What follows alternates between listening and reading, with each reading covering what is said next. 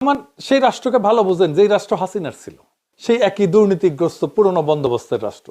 সেই জন্যই সে সংস্কার চায় না, সেই জন্য বিএনপি ওয়ালারা বিপ্লব শুনলে চমকায় ওঠে, সেই জন্য সে পুরনো কাঠামো অক্ষুণ্ণ রাখতে চায়। ওনার ম্যানেজমেন্ট স্কিল কেমন? উনি তো ম্যানেজমেন্ট পড়েন নাই। এখন কইতে পারেন ডাক্তার শফিকও তো ম্যানেজমেন্ট পড়েন নাই, আমি এই প্রসঙ্গে আসবো পরে।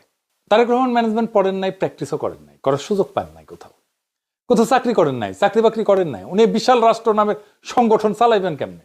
ওনার মার বাবা তো দেশের সেরা ব্রেনগুলোকে আশেপাশে রাখতেন, আর উনি তো চাকর বাকরদের রাখছেন আশেপাশে। তাই ফরিদপুরে সোয়াবিন চাষ পান, দিনাজপুরের আম এক্সপোর্ট করতে চান, নীলফামারীতে মেডিকেল কলেজ বানাইতে চান যেখানে মেডিকেল কলেজ আছে, কুমিল্লা ইপিজেড বানাইতে চান যেখানে ইপিজেড অলরেডি আছে, এভার কেয়ারে সরকারি হাসপাতালের রোগীর ডায়ালিসিস করাইতে চান কারণ এভার কেয়ারে সারপ্লাস ক্যাপাসিটি আছে। উনি জীবনেও কোনোদিন খুঁজে দেখেন নাই বা জানেন না কেমনি খুঁজতে হবে সারপ্লাস ক্যাপাসিটি আদৌ আছে কিনা। আর 12,000 কোটি টাকার বাজেটে সারা দেশের মানুষকে ফ্যামিলি কার্ড দিতে চান, সাব্বাস। আর কার্ডের পরে কার্ড, তাও নাকি সব বেস্ট ব্রেন নিয়ে এইসব বানাইছে। শুনেন কি বলে ববি নিচ্ছে হাজ্জাজ, কি বলে শুনেন। বেশ অনেক মাস ধরে গুরুত্বপূর্ণ সব আপনার বিষয়গুলোতে জনাব তারেক রহমান বড় বড় আপনার টাস্ক ফোর্স টিম তৈরি করেছেন।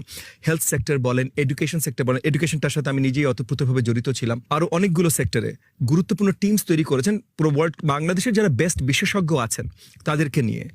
এই সেক্টরগুলোতে আমরা কিভাবে উন্নয়ন আনতে পারি এবং বিশ্বমাপে কম্পিটিটিভ আমরা হতে পারি। তো সেই জায়গা থেকে উনার বৃহত্তর প্ল্যান আছে, এটা আমি আপনাদেরকে পরিষ্কার জানিয়ে দিচ্ছি। উনার বৃহত্তর প্ল্যান আছে। শুনেছেন, টাস্ক ফোর্স বানাইছে, বানাইছে তারেক রহমান। আপনার এই প্ল্যান কোন মাঝারি সাইজের একটা আন্তর্জাতিক কর্পোরেটের ইন্টার্নকে দিয়ে করে দিতে পারতো, একজন, বেশি লোক লাগতো না, এর চাইতে ভালোভাবে করে দিতে পারতো।